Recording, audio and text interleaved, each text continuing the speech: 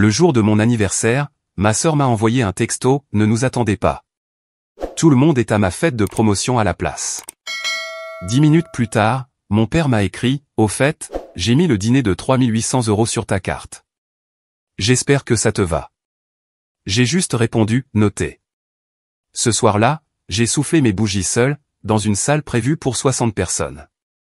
À 2h47 du matin, j'ai partagé un lien dans la discussion de famille avec une seule phrase, regardez ça avant le lever du soleil. Je m'appelle Erika, et j'ai besoin de vous raconter l'anniversaire qui a tout changé. Non pas parce qu'il était particulièrement spécial, mais parce que c'est le jour où j'ai enfin cessé d'être le paillasson de la famille. Laissez-moi vous dépeindre la dynamique de ma famille. Il y a ma sœur aînée, Madison, l'enfant chéri à qui l'on pardonne tout. Elle a 33 ans, travaille dans le marketing pour une start-up technologique, et a été le centre de l'attention depuis le jour de sa naissance. Et puis il y a moi, Erika, de 3 ans sa cadette, une graphiste indépendante qui, apparemment, n'existe que pour faciliter la vie de tout le monde. Mes parents, Robert et Linda, ont toujours eu cette étrange manie de se plier en quatre pour Madison, tout en me traitant comme leur assistante personnelle. Besoin de quelqu'un pour garder la maison. Appelez Erika.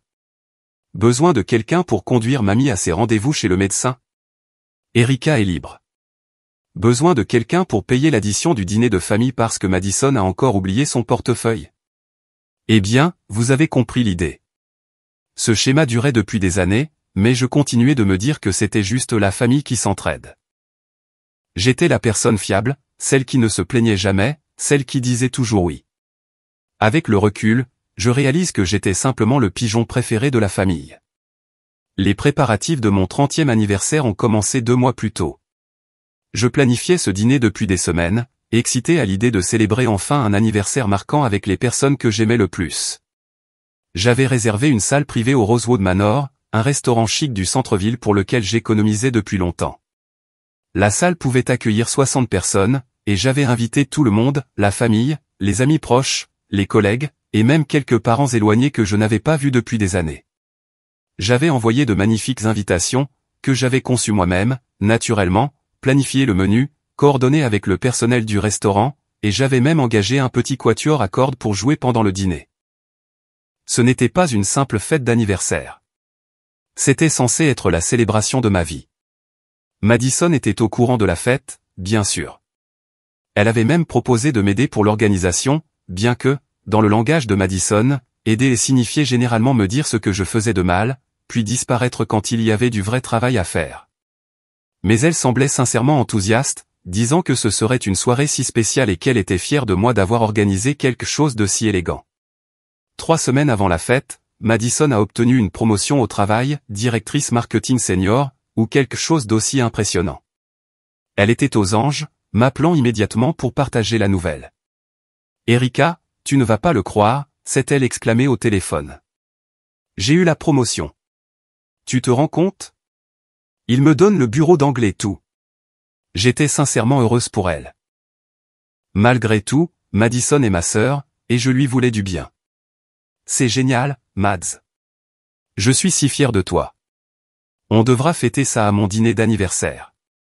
Ce sera le timing parfait. » Oh, à ce sujet, dit-elle, et j'aurais dû sentir le danger à ce moment-là. Je pensais que je devrais peut-être organiser ma propre fête. Tu sais, quelque chose de plus centré sur la promotion. Mais ne t'inquiète pas, je m'assurerai que ça n'entre pas en conflit avec ton truc. Mon truc. Pas ma fête d'anniversaire ou ma célébration spéciale. Mon truc. J'aurais dû dire quelque chose, mais je ne l'ai pas fait. J'ai juste souri et dit, bien sûr, on pourrait célébrer les 2 occasions. Il y avait de la place pour que tout le monde soit heureux, n'est-ce pas? Le premier signal d'alarme est apparu 2 semaines avant mon anniversaire. J'étais chez mes parents pour notre dîner de famille hebdomadaire quand Madison a de nouveau parlé de sa fête de promotion. J'ai réfléchi, dit-elle en coupant son steak avec une précision théâtrale, et je pense vraiment que samedi soir serait parfait pour ma célébration. Samedi soir. Mon anniversaire. Mais Madison, dis-je prudemment, c'est la soirée de ma fête d'anniversaire. Nous avons planifié ça depuis des mois. Je sais, ma chérie, dit-elle avec ce ton condescendant qu'elle avait perfectionné au fil des ans. Mais réfléchis-y logiquement. Ma promotion est une étape importante dans ma carrière. Elle va affecter tout mon avenir. Ton anniversaire, ça arrive tous les ans. Le silence à table était assourdissant. J'ai regardé mes parents, attendant qu'ils interviennent, qu'ils rappellent à Madison que nous nous étions tous engagés pour ma fête des semaines auparavant. Au lieu de cela, mon père s'est raclé la gorge, mal à l'aise, et ma mère est soudainement devenue très intéressée par son verre de vin. On pourrait faire les deux, ai-je suggéré faiblement. Peut-être un déjeuner pour célébrer ta promotion? Et ensuite? Erika, m'interrompit Madison, sois réaliste. Les gens ne voudront pas aller à 2 fêtes en une seule journée. Ils devront choisir. Et honnêtement, une étape de carrière est juste plus importante qu'un anniversaire. Plus important qu'un anniversaire. Plus important que mon anniversaire. De plus, continua TL, j'ai déjà versé des acomptes pour le lieu, le Sunset Ballroom au Marriott. Ça va être incroyable. Je prévois au moins 100 invités. Le Sunset Ballroom. Le même endroit que j'avais envisagé mais que je ne pouvais pas me permettre, celui dont je rêvais, mais pour lequel j'avais dû me rabattre sur le Rosewood Manor car il correspondait à mon budget. J'ai senti quelque chose se briser dans ma poitrine. Mais je n'ai toujours pas riposté. Au lieu de cela, j'ai fait ce que je faisais toujours, j'ai souri, j'ai hoché la tête, et j'ai dit qu'on trouverait une solution. Au cours de la semaine suivante, j'ai vu ma liste d'invités, si soigneusement planifiée, s'évaporer. Un par un, les gens ont appelé ou envoyé des SMS pour s'excuser. Ils adoreraient venir à mon anniversaire, mais la fête de promotion de Madison avait l'air incroyable. Et comme c'était le même soir, ils devaient choisir. La plupart d'entre eux ont choisi Madison. Ma colocataire de fac, Jessica, je suis tellement désolé, Erika, mais tu sais comment sont les opportunités de réseautage. Mon cousin Mike, la fête de Madison aura un open bar et un DJ. Même mon ami du travail, Lisa, j'avais déjà répondu à l'invitation de Madison avant de recevoir la tienne. La semaine de mon anniversaire, ma liste de 60 invités s'était réduite à 15 personnes. 15.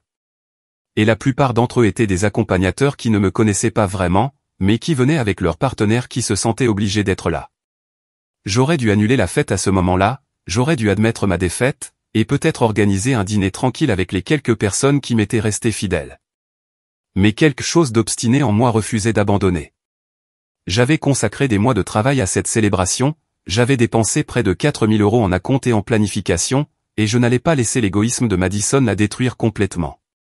Le matin de mon anniversaire, le samedi 14 octobre, je me suis réveillé avec un nœud dans l'estomac. J'avais à peine dormi, alternant entre la colère, la tristesse, et un espoir désespéré que tout s'arrangerait d'une manière ou d'une autre. J'ai passé la journée à me préparer, à me coiffer, à me maquiller, et à enfiler la robe bleu marine que j'avais achetée spécialement pour l'occasion. Elle était magnifique, probablement la robe la plus chère que j'ai jamais possédée. Mais en me regardant dans le miroir, je ne pouvais penser qu'au fait que j'allais la porter pour faire la fête dans une salle presque vide. À 16 h, mon téléphone a vibré. Un texto de Madison. Ne nous attendez pas. Tout le monde est à ma fête de promotion à la place. Article de fête, j'espère que tu comprends. Je t'aime. J'ai fixé ce message pendant une bonne minute, le relisant encore et encore. La cruauté désinvolte de ce message m'a frappé comme un coup de poing. Elle ne faisait même plus semblant d'être désolée. Elle jubilait. 10 minutes plus tard, un autre texto. Celui-ci, de mon père. Au fait, j'ai mis le dîner de 3800 € sur ta carte. J'espère que ça te va. La fête de Madison a dépassé le budget et elle avait besoin d'aide pour les frais de traiteur. Merci, ma chérie. J'ai lu ce message 3 fois avant de bien comprendre. Non seulement Madison avait volé ma fête d'anniversaire et mes invités, mais maintenant, elle avait aussi volé mon argent pour payer ce privilège. 3800 €, près de 4000 €, débités sur ma carte de crédit, sans ma permission, pour payer la fête qui avait ruiné la mienne. Je suis resté assise sur mon lit, toujours dans ma belle robe bleu marine, et j'ai senti quelque chose de fondamental changer en moi. La blessure était toujours là, vive et amère. Mais en dessous, il y avait autre chose, quelque chose de plus froid et de plus concentré. J'ai répondu, notez. Juste ça, rien de plus. Parce que soudain, un plan se formait dans mon esprit, et j'avais besoin de temps pour y réfléchir correctement. Je suis quand même allé à mon dîner d'anniversaire ce soir-là. Les 15 personnes qui sont venues étaient merveilleuses, ma meilleure amie du lycée, quelques collègues qui tenaient vraiment à moi, ma grand-tante Dorothy qui avait conduit 3 heures pour être là. Ils ont essayé de faire de leur mieux, remplissant l'immense salle à manger privée avec autant d'énergie que possible. Mais il était impossible d'ignorer les tables vides, les couverts inutilisés, le quatuor à cordes jouant pour une salle presque vide. Le personnel du restaurant, qui attendait 60 invités, n'arrêtait pas de demander si d'autres personnes allaient arriver. Je me contentais de sourire et de dire « Non, c'est tout le monde ». À la fin de la soirée, après que le dernier invité m'ait serré dans ses bras en promettant de m'appeler bientôt, je suis resté seul dans cette salle à manger avec une unique part de gâteau d'anniversaire. Les bougies avaient déjà été soufflées pendant le service, mais il restait ce dernier morceau devant moi, et je ne pouvais m'empêcher de penser que ce n'était pas comme ça que mes 30 ans étaient censés commencer. Je suis rentré vers minuit, émotionnellement épuisé, mais complètement réveillé. Je me suis assise dans mon salon, toujours dans ma robe de soirée, et j'ai commencé à faire ce que je fais de mieux, des recherches. Voyez-vous, voici ce que ma famille n'a jamais compris à mon sujet. Oui, je suis la silencieuse, la fiable, celle qui ne fait jamais d'histoire. Mais je suis aussi une graphiste avec une spécialisation en informatique, et je suis très doué pour trouver des informations en ligne. Et quand on a été blessé aussi profondément que je l'ai été, on devient très motivé pour utiliser ses compétences. J'ai commencé par les réseaux sociaux. Madison avait publié sur sa fête de promotion toute la semaine, et ce soir-là ne faisait pas exception. Son compte Instagram était rempli de photos du Sunset Ballroom, de magnifiques clichés d'elle dans une superbe robe rouge, entourée de toutes les personnes qui étaient censées être à mon dîner d'anniversaire. Mais c'est son profil LinkedIn qui a vraiment attiré mon attention. Madison publiait constamment sur sa nouvelle promotion, partageant des réflexions sur le leadership et la culture d'entreprise, se positionnant comme une future cadre dirigeante. Elle avait même écrit un long article sur l'intégrité en affaires et l'importance de bâtir la confiance avec ses collègues. J'ai tout capturé. Ensuite, j'ai creusé plus profondément. Madison travaillait pour TechFlow Solutions, une entreprise de taille moyenne qui se targuait de ses valeurs progressistes et de ses pratiques commerciales éthiques. Je l'avais aidé à se préparer pour son entretien là-bas il y a 3 ans, donc je connaissais assez bien leur culture d'entreprise. C'était le genre d'endroit qui se souciait profondément de son image publique et de la conduite de ses employés, en particulier de son équipe de direction. J'ai passé l'heure suivante à rechercher les politiques de TechFlow sur les réseaux sociaux, leur manuel de l'employé, étonnamment facile à trouver en ligne, et leur récent communiqué de presse. Ils venaient de lancer une grande initiative sur l'intégrité au travail et les valeurs familiales. Parfait. Mais il me fallait plus que des publications sur les réseaux sociaux pour que cela fonctionne. Il me fallait des preuves, de la documentation, un schéma de comportement clair qui ne pouvait être ni rejeté ni expliqué. C'est alors que je me suis souvenu de quelque chose que Madison m'avait dit il y a des mois, quelque chose dont elle s'était vantée lors d'un de nos dîners de famille. Elle avait eu du mal à atteindre un objectif trimestriel important, et elle avait trouvé une manière créative de gonfler ses chiffres. Elle avait convaincu plusieurs propriétaires de petites entreprises de signer des contrats pour des services dont ils n'avaient pas vraiment besoin, en leur promettant des offres qu'elle savait que l'entreprise ne pourrait pas honorer. À l'époque, elle en avait ri. Ils sont trop petits pour se plaindre efficacement, avait-elle dit. Et le temps qu'ils comprennent ce qui s'est passé, j'aurais atteint mes objectifs et je serais passé à autre chose. Cette histoire m'avait mise mal à l'aise, mais je l'avais écartée, pensant que Madison exagérait ou déformait peut-être la réalité. Maintenant, cependant, je voyais les choses différemment. Maintenant, je voyais ça comme de la fraude. J'ai passé une autre heure à retrouver les entreprises qu'elle avait mentionnées, à les croiser avec la liste de clients de TechFlow, incroyablement facile à trouver avec les bons termes de recherche, et à construire une chronologie montrant quand ces contrats avaient été signés par rapport à l'annonce de la promotion de Madison. Le schéma était clair, Madison avait systématiquement trompé de petits clients pendant des mois, gonflant ses chiffres de vente avec des contrats qu'elle savait problématiques, tout ça pour se positionner pour cette promotion. Ce qui rendait la chose encore pire, c'était de découvrir les détails précis de la manière dont elle avait manipulé ses propriétaires de petites entreprises. Il y avait Maria Santos, qui tenait une boulangerie familiale dans le sud-est de Portland. Madison l'avait convaincu de souscrire à un forfait de marketing numérique premium coûtant 2 400 € par mois, promettant une augmentation garantie du trafic en magasin d'au moins 40% en 60 jours. Le contrat était truffé de jargon technique que Maria n'avait manifestement pas compris, et enfouies dans les petits caractères se trouvaient des clauses qui rendaient les garanties de trafic pratiquement sans valeur. Il y avait aussi David Chen, qui possédait un petit cabinet comptable. Madison lui avait vendu un système de gestion de la relation client de niveau entreprise pour 1 800 € par mois, affirmant que cela révolutionnerait ses opérations. Ce qu'elle n'avait pas mentionné, c'est que le système était conçu pour des entreprises d'au moins 50 employés, le rendant totalement inadapté à l'entreprise de 3 personnes de David. Quand il a appelé pour se plaindre de la complexité du système, Madison lui a dit qu'il devait simplement investir dans une formation adéquate du personnel, ce qui signifiait plus d'argent de sa poche. Le pire cas était probablement celui de Jennifer Martinez, une mère célibataire qui avait lancé une petite entreprise de nettoyage. Madison l'avait convaincue de signer un contrat de 2 ans pour des services de gestion des réseaux sociaux et de génération de leads, pour un total de plus de 36 000 €. Jennifer avait rassemblé la compte en utilisant les économies pour les études de sa fille, faisant confiance à la promesse de Madison que l'investissement serait rentabilisé en 3 mois grâce à l'augmentation des réservations. En cherchant ces entreprises en ligne, j'ai pu voir l'impact réel de la tromperie de Madison. La boulangerie de Maria était en difficulté, avec des avis en ligne se plaignant d'un mauvais marketing numérique et de promesses non tenues. Le cabinet comptable de David était passé à un système différent et beaucoup plus simple en 6 mois, absorbant essentiellement le coût de la solution onéreuse de Madison. L'entreprise de nettoyage de Jennifer avait failli faire faillite en essayant de payer les mensualités d'un forfait marketing qui n'avait généré presque aucune nouvelle affaire. Ce n'était pas seulement des chiffres dans un rapport de vente. C'étaient de vraies personnes dont Madison avait mis en péril les moyens de subsistance, pour sa promotion. Elle ciblait spécifiquement les petits entrepreneurs parce qu'ils étaient moins susceptibles d'avoir les ressources juridiques pour se défendre, moins susceptibles de comprendre des contrats complexes, et plus susceptibles de se blâmer lorsque les résultats promis ne se matérialisaient pas. Je me suis senti de plus en plus en colère à mesure que je creusais chaque cas. La trahison de mon anniversaire avait été personnelle, douloureuse et humiliante, mais ceci était tout autre chose. C'était Madison s'attaquant systématiquement à des personnes vulnérables qui avaient fait confiance à son expertise professionnelle. Il y avait quelque chose de particulièrement cruel dans la façon dont elle avait choisi ses cibles.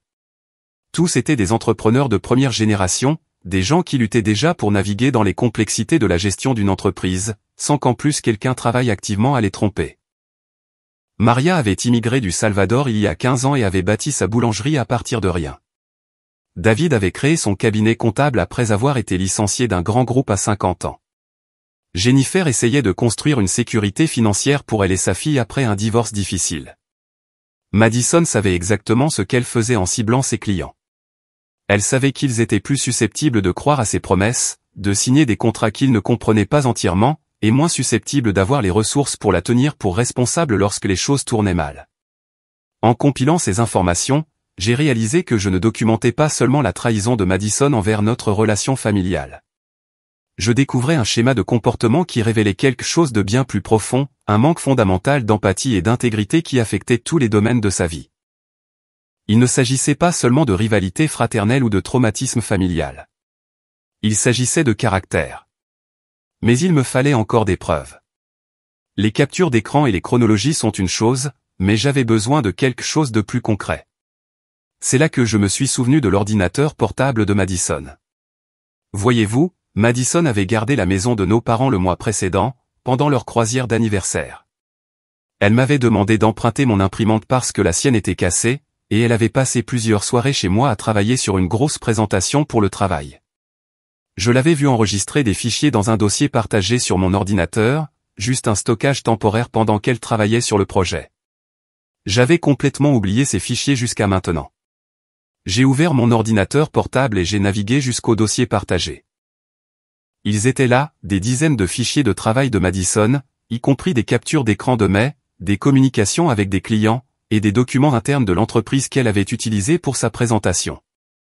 Je devrais probablement mentionner que Madison n'est pas exactement une experte en technologie. Elle est brillante en marketing et en vente, mais elle traite les ordinateurs comme des boîtes noires mystérieuses qui produisent, on ne sait comment, les résultats qu'elle souhaite. L'idée que ces fichiers se trouvaient encore sur mon ordinateur, accessible, ne lui aurait jamais traversé l'esprit. Mais je ne suis pas Madison. Je comprends parfaitement comment fonctionne le stockage numérique. Et je comprends que ces fichiers étaient désormais légalement en ma possession, puisqu'elle les avait placés sur mon ordinateur.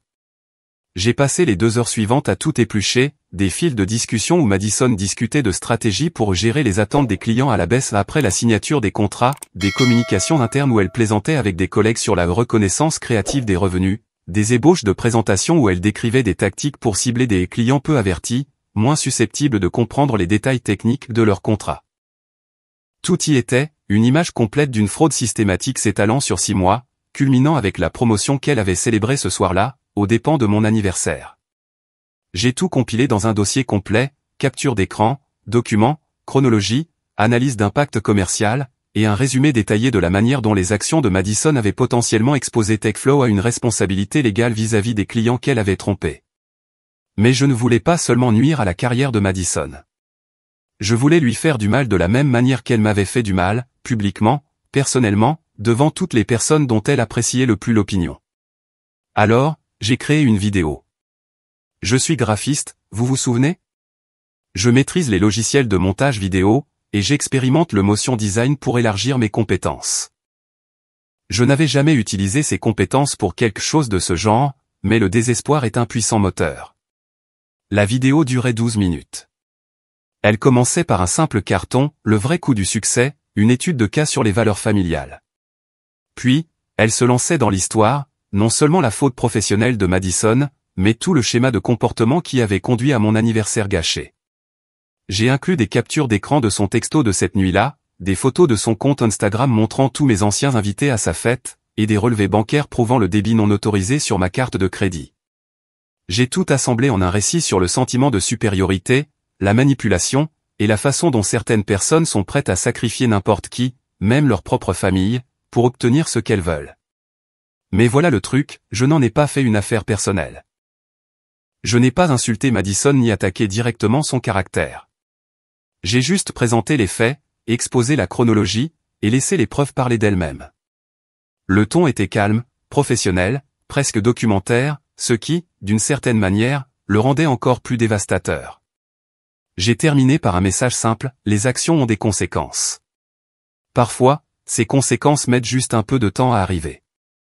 À 2h30 du matin, la vidéo était terminée. Je l'avais mise en ligne sur un compte YouTube privé et j'avais créé une simple page web intégrant la vidéo ainsi que toute la documentation à l'appui. J'avais même inclus un formulaire de contact pour quiconque voudrait vérifier les informations que j'avais présentées. À 2h47 précise, j'ai ouvert notre discussion de groupe familial, la même où Madison s'était vantée du succès de sa fête plus tôt dans la soirée, et j'ai partagé un lien. Mon message était simple, regardez ça avant le lever du soleil. Puis, j'ai éteint mon téléphone, je me suis versé un verre de vin, et je suis allé me coucher. J'ai dormi mieux cette nuit-là que je ne l'avais fait depuis des semaines. Je me suis réveillé vers 9h, mon téléphone vibrant comme une abeille en colère, 17 appels manqués, 43 messages textes, et 12 messages vocaux. J'ai préparé du café avant de regarder quoi que ce soit. Les premiers messages venaient de Madison, à partir de 4h du matin. Erika, c'est quoi ce bordel? Retire ça tout de suite. J'appelle un avocat. Maman m'a dit de t'appeler, mais je suis trop en colère. Puis mes parents. Papa, Erika, nous devons parler. Ça ne te ressemble pas, maman, ma chérie, s'il te plaît, appelle-nous. Madison est très contrariée. Maman, encore, ton père veut savoir si tu peux retirer la vidéo. Nous pouvons tout discuter calmement. Mais ce sont les messages des autres qui ont vraiment attiré mon attention. Jessica, ma colocataire de fac, bordel, Erika. Je ne savais pas. Je suis tellement désolé d'avoir manqué ton anniversaire. Mon cousin Mike, je viens de regarder ta vidéo. Madison a vraiment fait tout ça? C'est dégueulasse. Même ma collègue, Lisa, ma belle, tu es ma nouvelle héroïne. Cette vidéo est incroyable. Mais les messages les plus intéressants ne venaient pas de personnes que je connaissais personnellement. Ils venaient de collègues de Madison, de clients, et de son réseau professionnel qui avaient, d'une manière ou d'une autre, trouvé la vidéo. Une certaine Jennifer de TechFlow, est-ce vraiment Madison Collins de notre entreprise? Nous devons vérifier ces informations. Un propriétaire de petite entreprise de Portland, cela explique tout sur nos problèmes de contrat. Merci d'avoir partagé ça. Quelqu'un d'autre, je travaille dans le recrutement tech, et je partage ça avec mon réseau. Ce genre de comportement est exactement ce qui ne va pas dans la culture de la vente. La vidéo se propageait. À midi, elle avait été vue plus de 3000 fois. Le soir, plus de 10 000. La réputation professionnelle de Madison s'effondrait en temps réel, et elle ne pouvait rien faire pour l'arrêter.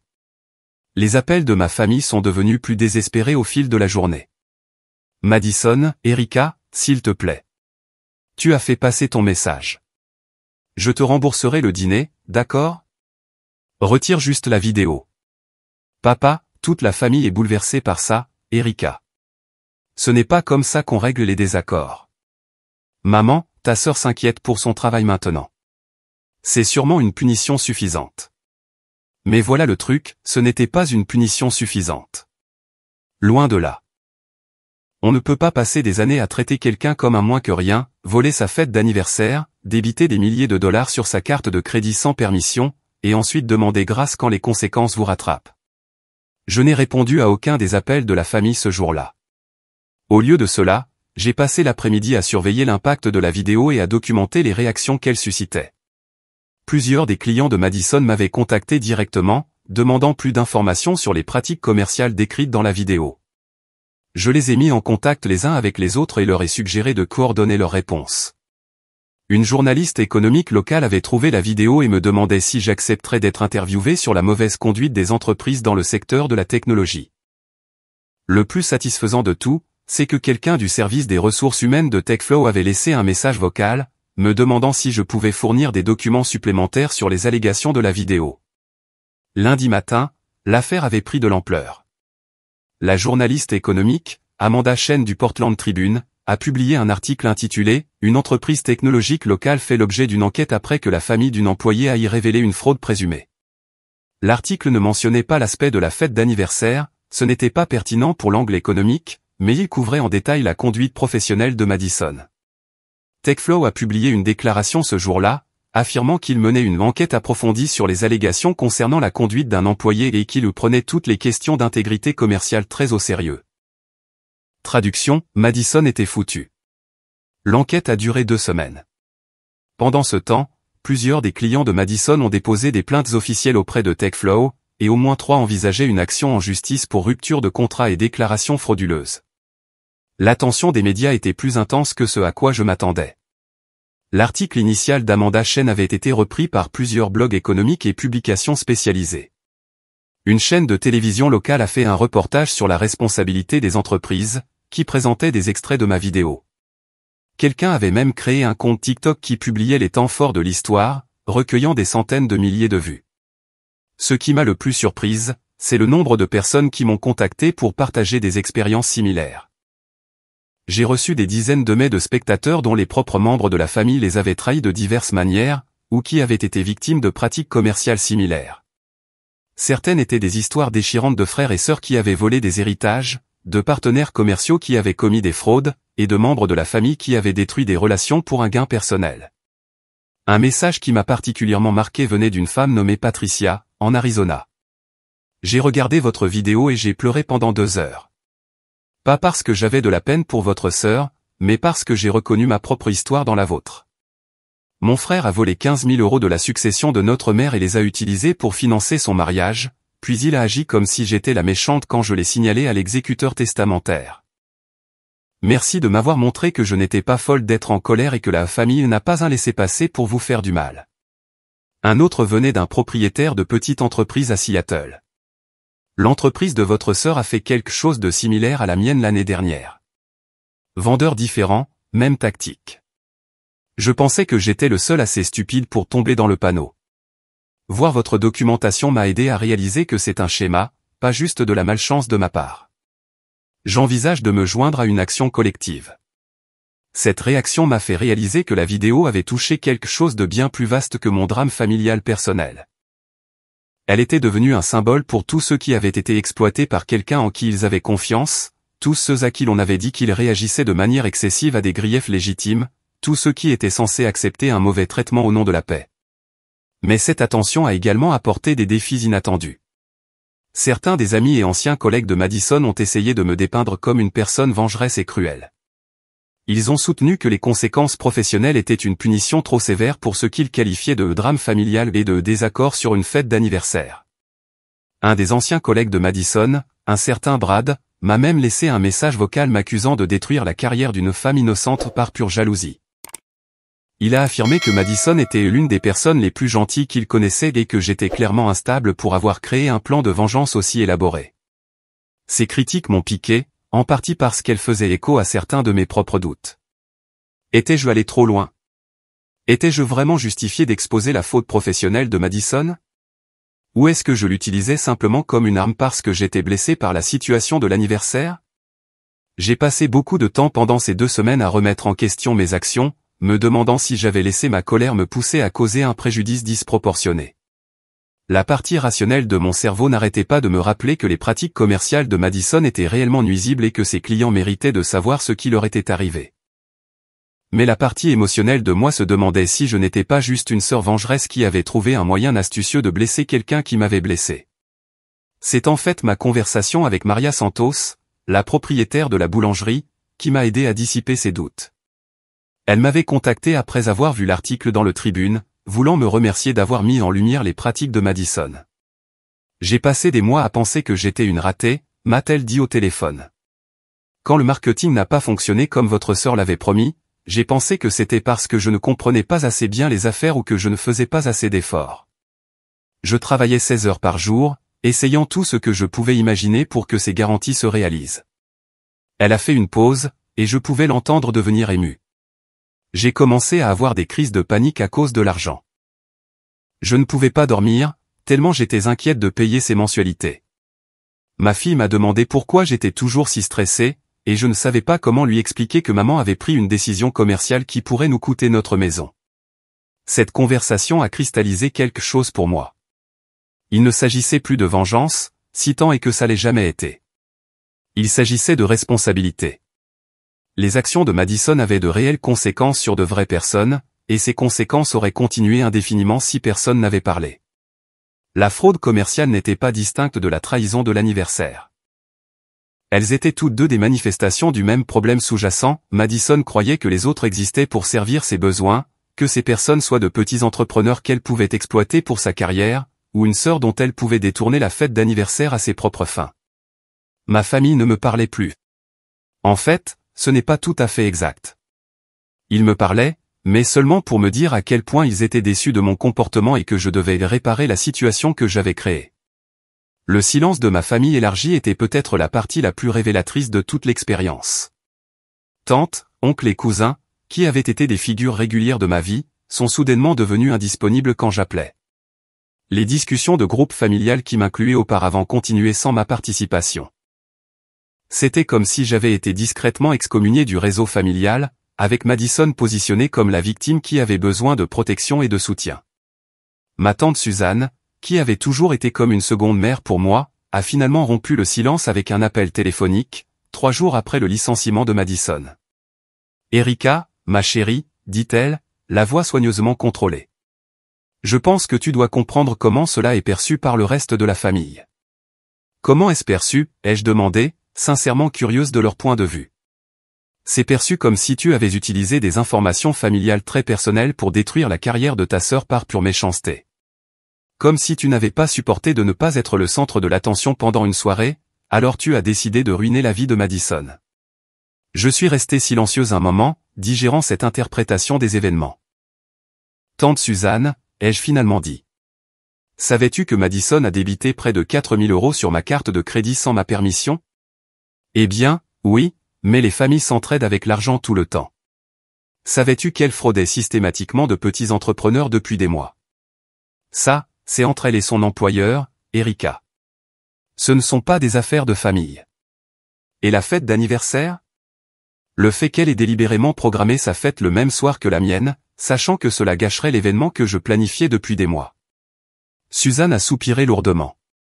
Ma chérie, ces choses arrivent. Les conflits d'horaires font partie de la vie. Les adultes gèrent ces situations avec grâce et compromis. Cette conversation m'a aidé à comprendre quelque chose de crucial sur la vision du monde de ma famille. Dans leur esprit, les actions de Madison étaient soit des erreurs innocentes, soit des dynamiques familiales normales auxquelles je réagissais de manière excessive. Ma réponse était le vrai problème. Elle était disproportionnée, vengeresse et inappropriée. Ils ne pouvaient pas voir, ou ne voulaient pas voir, le schéma de comportement que l'incident de l'anniversaire représentait. Pour eux, c'était un événement isolé que j'avais monté en épingle, plutôt que l'aboutissement d'années où j'avais été traité comme secondaire par rapport aux désirs et aux besoins de Madison. Plus frustrant encore, il semblait croire que la loyauté familiale aurait dû m'empêcher d'exposer la faute professionnelle de Madison, même si cette faute nuisait à des innocents qui n'avaient rien à voir avec notre drame familial. La famille avant tout, était le refrain que j'ai entendu maintes et maintes fois pendant cette période. Mais ce qu'il voulait vraiment dire, c'était « Madison avant tout, et tu aurais dû la protéger, peu importe qui d'autre était blessé ». La conversation avec ma cousine Jennifer a été particulièrement douloureuse. Nous avions été proches en grandissant, plus comme des sœurs que des cousines, et je m'attendais à ce qu'elle essaie au moins de comprendre mon point de vue. « Je comprends que tu aies été blessé pour l'histoire de l'anniversaire », a-t-elle dit lors d'un de nos appels de plus en plus tendus. Mais Erika, tu aurais pu simplement en parler à Madison comme une adulte, au lieu de déclencher l'apocalypse. J'ai essayé de lui parler, ai-je répondu. Pendant des semaines avant la fête, j'ai essayé de trouver un compromis. Elle a balayé mes préoccupations à chaque fois. Mais cette histoire de vidéo. C'est si public, si humiliant. Tout le monde dans la famille en parle. Madison peut à peine sortir de son appartement tellement elle a honte. Et Maria Santos, ai-je demandé. La propriétaire de la boulangerie qui a failli perdre son entreprise à cause des mensonges de Madison? Aurais-je dû donner la priorité à l'embarras de Madison plutôt qu'aux moyens de subsistance de Maria? C'est différent, a dit Jennifer, mais elle n'a pas vraiment pu expliquer en quoi c'était différent. Ces conversations étaient épuisantes et démoralisantes. J'ai commencé à comprendre que je luttais contre une mythologie familiale qui s'était construite sur des décennies, l'histoire de Madison, l'enfant chéri qui méritait protection et soutien, et moi, la personne fiable sur qui l'on pouvait compter pour absorber les problèmes sans se plaindre. Dans cette mythologie, ma vidéo n'était pas la documentation d'un comportement nuisible qui devait être exposé, c'était un acte de trahison contre l'ordre familial naturel, une violation de mon rôle assigné de soutien et de complice de Madison. Papa laissait des messages vocaux de plus en plus en colère sur la loyauté familiale et sur la façon dont je détruisais la vie de Madison pour un simple malentendu. Maman envoyait de longs textos sur le pardon et la nécessité d'aller de l'avant, et sur le fait que garder rancune était malsain. Madison elle-même était passée de la colère à ce que je ne peux décrire que comme de la panique. Ces messages devenaient de plus en plus désespérés à mesure que l'enquête se poursuivait et que les conséquences professionnelles s'accumulaient. Erika, je pourrais tout perdre. Mon travail, ma réputation, mon avenir. Est-ce vraiment ce que tu veux? Et honnêtement? Oui. C'était exactement ce que je voulais. Voyez-vous, c'est ce que ma famille n'a jamais compris. Il ne s'agissait pas de la fête d'anniversaire. Pas vraiment. La fête d'anniversaire n'était que la goutte d'eau qui a fait déborder le vase, après des décennies à être traitée comme moins importante, moins précieuse, moins digne de considération que Madison. Il s'agissait de chaque fois qu'on m'avait demandé de sacrifier quelque chose pour que Madison puisse avoir ce qu'elle voulait. Chaque fois que mes réussites avaient été éclipsées par ces drames. Chaque fois qu'on s'attendait à ce que je sourie et que je la soutienne, alors qu'elle me traitait comme une nuisance. La fête d'anniversaire n'était que l'exemple le plus récent d'un schéma qui durait depuis toute ma vie. 2 semaines après le début de l'enquête, Madison a été licenciée. Pas simplement rétrogradée ou réprimandée, mais licenciée pour faute grave, après que l'équipe juridique de TechFlow ait déterminé que ses actions avaient potentiellement exposé l'entreprise à une responsabilité importante. Ils avaient également décidé de résilier plusieurs des contrats problématiques qu'elle avait négociés, ce qui signifiait que ses anciens clients obtenaient les résultats qui leur avaient été initialement promis. La nouvelle est parvenue par le bouche à oreille familial. Madison était trop anéantie pour me le dire directement, et mes parents étaient trop en colère pour être cohérents dans leur communication, mais Amanda Chen du Tribune m'a appelé cet après-midi-là avec la nouvelle, puisqu'elle suivait l'affaire dans le cadre de sa couverture continue des pratiques commerciales dans l'industrie technologique locale. J'ai pensé que tu voudrais savoir, a-t-elle dit. TechFlow a pris sa décision ce matin. L'emploi de votre sœur a été résilié, et l'entreprise met en place de nouvelles procédures de surveillance pour son équipe de vente. Je vois, ai-je dit, en essayant de garder une voix neutre. L'entreprise a également publié une déclaration remerciant la personne qui a porté ces problèmes à leur attention, pour les avoir aidés à maintenir leurs normes éthiques. C'est de vous qu'il s'agit, au cas où vous vous poseriez la question. Je suis resté silencieuse un moment, en train de digérer l'information. Comment vous sentez-vous face à ce résultat? A demandé Amanda. Comment je me sentais? Satisfaite. Principalement, justifiée. Un peu triste, car malgré tout, Madison restait ma sœur. Mais surtout, satisfaite. Je pense que les actions ont des conséquences, ai-je finalement dit. Et parfois, ces conséquences mettent juste un peu de temps à arriver. Amanda a ri. Je crois que c'était la phrase de conclusion de votre vidéo, n'est-ce pas? Quelque chose comme ça. Les répercussions ont continué pendant des mois. Madison a eu du mal à retrouver un emploi. Il s'avère que voir sa faute professionnelle documentée dans une vidéo virale rend difficile l'obtention d'entretien dans son secteur. Elle a finalement dû déménager dans une autre ville et faire un grand pas en arrière dans sa carrière. Mes parents ont continué à me reprocher d'avoir détruit la famille et d'être allé trop loin dans ma vengeance. Ils voulaient que je prenne la responsabilité de la situation de Madison et que je répare, d'une manière ou d'une autre, les conséquences de ses propres actes. J'ai refusé. Les membres de la famille élargie ont pris parti. Certains pensaient que j'avais eu raison d'exposer le comportement de Madison. D'autres pensaient que j'avais été cruelle et vengeresse. Les réunions de famille sont devenues des affaires tendues où les gens évitaient soigneusement de mentionner la vidéo ou ses conséquences. Mais voici ce qui m'a surprise, j'ai découvert que je ne me souciais pas vraiment de réparer ces relations. Pendant des années, j'avais donné la priorité à l'harmonie familiale avant mon propre bien-être. J'avais accepté un mauvais traitement et des situations injustes parce que je pensais que maintenir l'unité familiale était plus important que de me défendre. La vidéo a changé ça. Une fois que j'avais tracé cette ligne dans le sable, une fois que j'avais décidé que ma dignité valait plus que l'approbation de ma famille, j'ai découvert que je ne pouvais pas redevenir la personne docile et accommodante que j'avais été. Ma relation avec mes parents est devenue distante mais civile. Nous parlions encore occasionnellement, mais la dynamique avait fondamentalement changé. Ils ne pouvaient plus s'attendre à ce que je sois leur whip automatique, car ils avaient appris que j'étais prête à me battre quand on me poussait trop loin. Madison et moi ne nous sommes pas parlé pendant presque un an. Quand nous avons finalement repris contact, c'est parce qu'elle m'a contacté. Elle suivait une thérapie, travaillant à comprendre les schémas de comportement qui avaient conduit à sa chute professionnelle et à notre crise familiale. Je dois m'excuser, a-t-elle dit lors de notre premier appel. Pas seulement pour la fête d'anniversaire, mais pour tout. Pour des années à te traiter comme si tu ne comptais pas, c'était de bonnes excuses, précises, responsables, centrées sur son comportement plutôt que sur ma réaction. Sa thérapeute avait manifestement fait du bon travail. J'apprécie, lui ai-je dit. Et je suis contente que tu reçoives de l'aide. Pouvons-nous essayer de reconstruire notre relation, a-t-elle demandé. Peut-être, ai-je dit, mais ce sera différent d'avant. Différent comment? Je ne serai plus ton plan de secours, Madison. Je ne serai plus la personne vers qui tu te tournes quand tu as besoin que quelque chose soit réparé, payé, ou pris en charge. Je ne donnerai plus la priorité à tes besoins avant les miens, juste parce que nous sommes sœurs. Elle est restée silencieuse un long moment.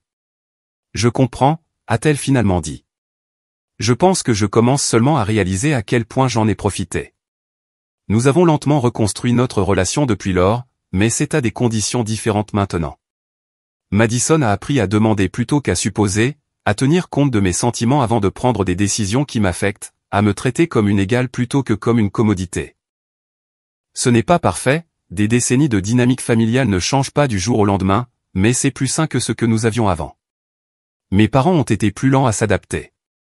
Ils me demandent encore occasionnellement d'aider à résoudre les problèmes de Madison ou de répondre à ses besoins, oubliant apparemment que je ne suis plus disposé à donner automatiquement la priorité à son bien-être avant le mien. Mais ils ont appris que je dirais non maintenant, et que non signifie non. La vidéo elle-même est devenue une sorte de légende dans certains coins d'Internet. Elle est partagée périodiquement sur Reddit et d'autres plateformes, généralement avec des titres comme « Une femme révèle la fraude de sa sœur après une trahison d'anniversaire » ou « L'histoire de vengeance familiale la plus épique jamais racontée ».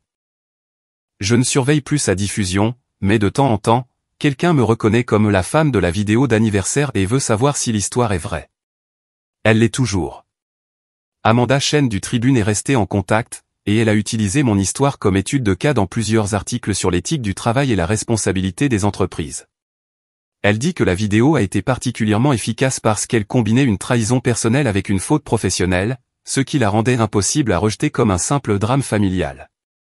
Vous avez créé un récit qui a fait que le comportement de Madison importait à des gens qui ne la connaissaient pas personnellement, m'a-t-elle expliqué lors d'une de nos conversations de suivi.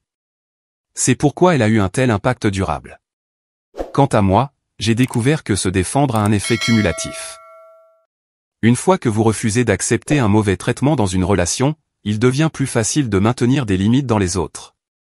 Mon entreprise de freelance a considérablement grandi depuis la vidéo, en partie parce que j'ai appris à mieux valoriser mon travail et à ne pas accepter de clients qui essaient de profiter de ma nature accommodante. J'ai aussi été plus sélectif dans mes amitiés et mes relations amoureuses, donnant la priorité aux personnes qui respectent mon temps et mon énergie, plutôt qu'à celles qui me voient comme une ressource à utiliser. Il s'avère que lorsqu'on arrête d'être le plan de secours de tout le monde, on n'a plus de temps et d'énergie à investir dans des relations avec des gens qui vous apprécient vraiment. Je célèbre toujours mon anniversaire chaque année, mais maintenant, je le fais entouré de personnes qui choisissent d'être là parce qu'elles tiennent sincèrement à moi, pas parce qu'elles se sentent obligées ou parce qu'il n'y avait pas de meilleure fête où aller. L'année dernière, j'ai organisé un petit dîner chez moi avec 8 amis proches. Nous avons mangé des plats thaïlandais à emporter, joué à des jeux de société, et passé la soirée à rire de choses ridicules qui s'étaient passées pendant l'année. C'était parfait, intime, authentique, et complètement exempt de drame familial. Quand j'ai soufflé les bougies de mon gâteau au chocolat fait maison, je n'ai pas fait de vœux. Je n'en avais pas besoin. J'avais déjà tout ce que je voulais, le respect de moi-même, de véritables amitiés, et la certitude que je ne laisserais plus jamais personne me traiter comme si je valais moins. Parfois, les gens me demandent si je regrette d'avoir fait la vidéo, si je pense que je suis allé trop loin dans ma réponse à la trahison de Madison. La réponse est non. Le comportement de Madison a eu des conséquences professionnelles, personnelles et juridiques, des conséquences qui étaient entièrement proportionnelles à ses actes. Elle a commis une fraude, elle m'a volé, et elle m'a publiquement humilié le jour de mon anniversaire. La vidéo n'a fait que documenter ses actions et les rendre visibles aux personnes qui devaient les voir. Si elle avait été une inconnue qui avait fraudé ses clients et volé mon argent, personne ne se demanderait si elle méritait les conséquences de son comportement. Le fait qu'elle soit ma sœur ne rend pas ses actions moins répréhensibles ni les conséquences moins appropriées. La loyauté familiale est importante, mais elle ne devrait pas vous obliger à cautionner le comportement nuisible de quelqu'un ou à accepter d'être maltraité juste parce que vous partagez le même ADN. J'ai appris que la vraie famille, celle qui vaut la peine d'être préservée, est bâtie sur le respect mutuel, la considération, et un souci sincère du bien-être de chacun. Il ne s'agit pas de soutien inconditionnel à un comportement destructeur ou de pardon automatique pour des fautes graves. Les relations qui ont survécu à la vidéo étaient celles qui valaient la peine d'être gardées. Celles qui n'ont pas survécu étaient probablement brisées bien avant cette nuit d'octobre où je me suis assise seule dans une salle prévue pour 60 personnes et où j'ai décidé que j'en avais fini d'être le paillasson de la famille. C'était il y a 3 ans maintenant. Madison a reconstruit sa carrière dans un secteur différent. Mes parents ont accepté que notre dynamique familiale ait changé de façon permanente, et j'ai construit une vie qui ne tourne plus autour de l'accommodation des décisions égoïstes des autres. Chaque année, le jour de mon anniversaire, je pense à cette nuit-là, la salle à manger vide, les débits non autorisés, la cruauté désinvolte du texto de Madison. Mais surtout, je pense à ce qui a suivi, le moment où j'ai décidé de me battre, la satisfaction de voir la vidéo se propager, le sentiment d'être enfin entendu après des années à être ignoré. C'était le meilleur cadeau d'anniversaire que je me sois jamais fait, le cadeau du respect de soi. Et contrairement à la plupart des cadeaux d'anniversaire, c'en est un qui continue de donner, année après année.